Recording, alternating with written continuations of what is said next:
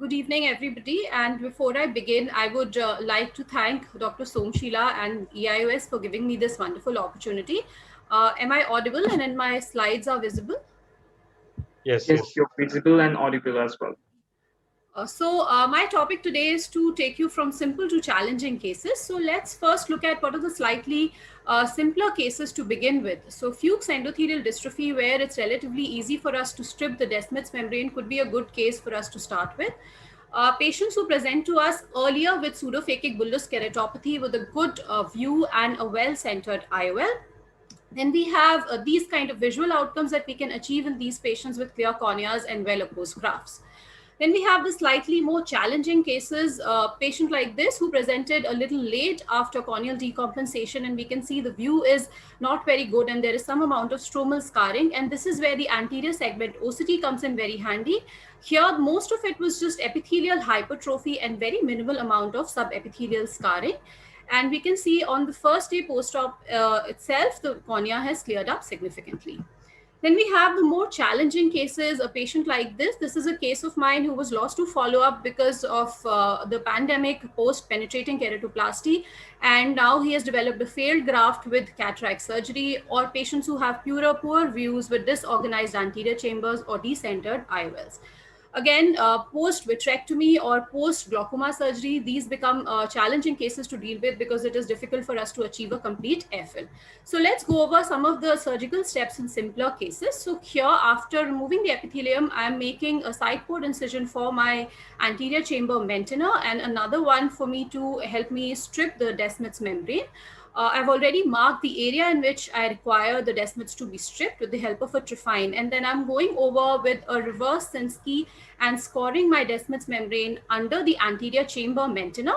For me, it's easier to do this step under the anterior chamber maintenance because otherwise I have to keep going in and re-injecting air if I alternatively do this under the airfill.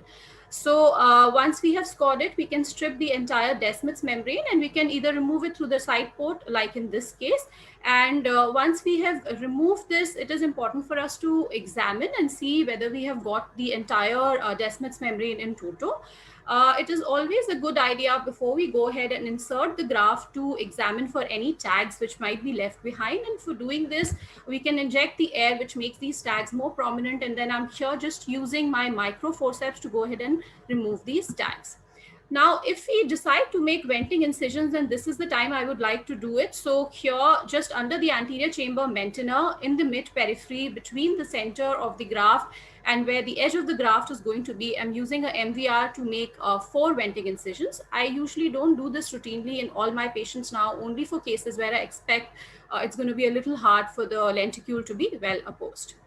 Then the next step is that of graft insertion, and what I'm most comfortable is using the sheets glide. So once I've inserted the glide, I'm putting in some cohesive viscoelastic so as to make sure that the endothelium does not get damaged. Then I place the trephine tissue on top and remove the cap carefully onto the glide with the viscoelastic being there, and then push it over the glide with a bent 26 gauge needle to turn the direction of the needle and avoid tugging on the graft as much as possible, and remove the sheets glide without touching the endothelium.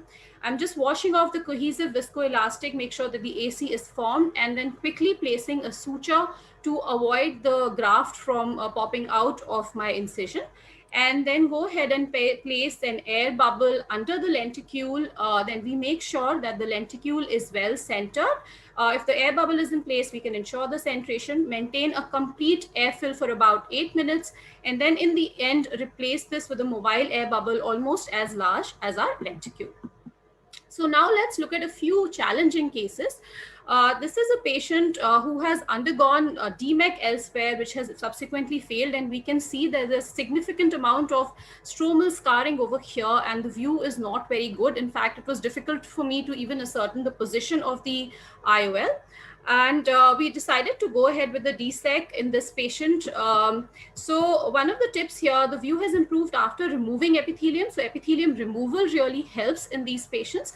And to inject the trypan blue dye, because he has undergone DMEC elsewhere, so I am not sure about the graft. So in staining with the trypan2 dye can help us visualize things a little bit better. And then again, I've put in an air bubble as well as a fluid anterior chamber maintainer is this place. I'm going over twice to score the DM, and then I'm just maneuvering the amount of fluid that is going inside the eye. So during scoring, I keep the fluid on, and then I decrease the amount of fluid going in so that I can strip it with ease. So I'm doing this again with my side port incision. And then after I've stripped it, I'm using the main incision to remove the entire graft with the forceps. So here we can see, since it's stained, we can examine it, and then going back again and making sure that I've not left any of the tissue, which I had found a little bit of still the DM which was left behind, and removing that as well. And this is 10 days follow-up. We can see that already the cornea has started clearing up and the graft is well opposed. So these patients over a period of time do well. This is a complicated case, patient who has undergone multiple retina surgeries along with trabeculectomy, and has also undergone scleral fixated IOL. So we can see the anterior chamber is very disorganized. There's a part of missing iris there. So venting incisions come in handy. We must remove all the air if it's trapped between the lenticule and the cornea. So venting incisions can help us in doing that. We must ensure that the incisions are sutured well so as to avoid the air from escaping. And we might not get a very tight airfill in these cases. So we just need a good enough air bubble so that the lenticule gets well opposed. Unfortunately, this is the first day post-op, and we can see all the air has escaped, and there is a fluid cleft which we can be seen in this patient. So I took him up for a rebubbling, and at the time of rebubbling, I requested the retina surgeon to put a pars plana infusion so that the globe does not collapse and I get a good pressure, and it's easy for me to get an air bubble inside the eye. And this worked, and the patient did fairly well, although there is still at 1 week post-op some amount of edema and some epithelial hypertrophy, which eventually cleared up with time. This is a very interesting this is a 56-year-old man who had undergone femtosecond laser-assisted cataract surgery with multifocal IOL elsewhere, presented to me a year later with multiple episodes of pain and blurred vision. So I initially thought that I'm dealing with HS-weak keratitis and treated him for same, but he did not have any improvement. In fact, he kept on getting worse. So final diagnosis was corneal decompensation, and he was planned for DSEC. The patient was doing fairly well with a clear cornea, but 8 months later, see here, he again came back to me with blurred vision, and we had an inferior corneal edema along with a retained lens fragment. And this was the reason for corneal decompensation in this patient, which I realized in retrospect. So here I decided to remove this lens fragment with the help of bimanual irrigation and aspiration, because I did not want to use my phaco probe which would damage the DSEC graft or make a big incision to prolapse it out. So bimanual came in handy. I'm just crushing that lens fragment with my bimanual probe. And this, before we can see the multifocal IOL, which is well centered in place. And before I come out, I ensure that I've put in an air bubble so that we don't have a delayed graft attachment. And this patient last was seen 2 years after the procedure with a fairly good visual outcome of 20 by 25 distance visual acuity. And thankfully, his near vision was maintained at N6 with a very minimal hyperopic shift.